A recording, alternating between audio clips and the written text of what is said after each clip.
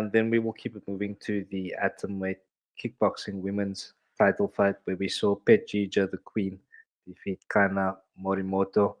So Mhm. coming into this fight, BG, we were very much of the opinion that Petjija was going to be too much for Kana here.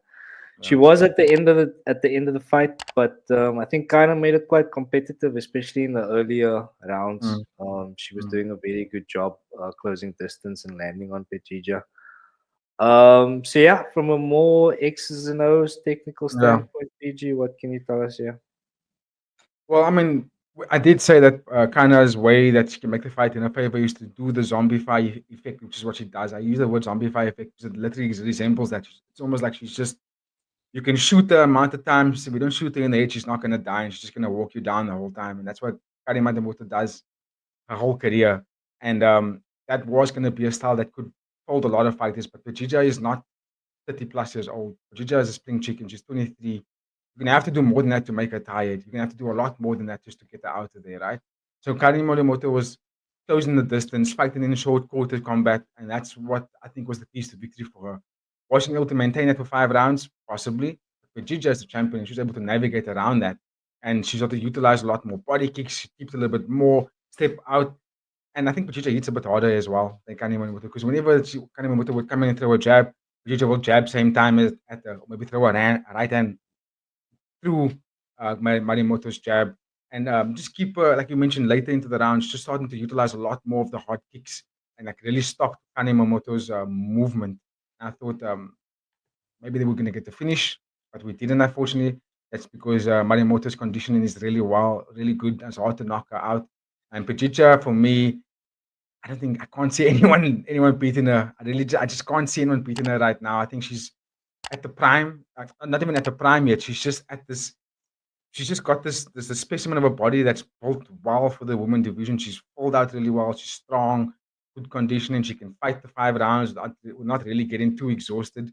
And I thought this was going to be the fight where Kanye Marimoto was going to make her tired because of that style. That zombie fine style is going to make her tired, but she didn't. And I think we have to give props to Pajija to actually have level up that because in the past, Marimoto's kind of style has folded athletes. She's folded people, made them tired with that kind of style. But Pajija just stuck right through it and met her pound for pound match, like punch for punch throughout the whole fight. And like I said, hit a bit harder and threw a little bit more than Marimoto. And I think the unanimous decision was the rightful win for me. I think round 1 and 2 was a bit competitive. I think Marimoto uh, did some things that forced Pachita to sort of re-establish a new style. She couldn't just walk her down like she does in the past and just throw hard stuff like she normally does. She had to really navigate some of Kani's combinations that she threw at her. But Pachija, she proved to everybody why she's going to be that champion for a while, dude. I think the only one that can really challenge her would maybe be Alicia Rodriguez. But Rodriguez might just be undersized, to be honest with you. Mhm. But Alicia Rodriguez could put up a good fight against her if they must do even if it's Muay Thai, because they both fight both disciplines anyway. So it would be nice to Mm. watch. Yeah, agreed, BG. Firstly, I do think it was the right decision as well, but also Yeah. possibly if she is so dominant in this division and in the sport, then she should possibly consider branching out into different sports, probably different divisions. Seeing where she stands in that regard.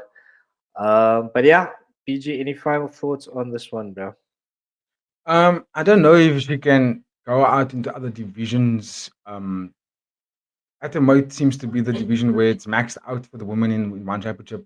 Well, Sendal, we don't see her fight, and she's the same age as Pejija, right? And she's also the champion in Muay Thai, and she possibly do kickboxing well. But we don't see her fight because it's one of the scenarios where she's a bit too big. She's a bit not necessarily in terms of tallness, but she's getting older. She's getting more bow. She's getting bigger muscles. She's filling out. And what's happening now? It's moved her into a weight class that doesn't exist in the one championship, and they can't find any other athletes to compete with her in that division. So we might see something that happened with Pejija as well as she gets older. She might struggle to maintain the atom weight limit. She might have to go up, and that's where she might not have any opponents because of that size. So I think for Fujija, it's going to have to be multiple sport rather than multiple divisions. Stay atom weight, but then do Muay Thai as well, not just kickboxing. Um, Mm. and that's why I'm saying she could fight against Rodriguez. Alicia Rodriguez could be the next fight for. Nicely done, BG. And ladies and gentlemen, if you have any thoughts on that one, let us know in the comments.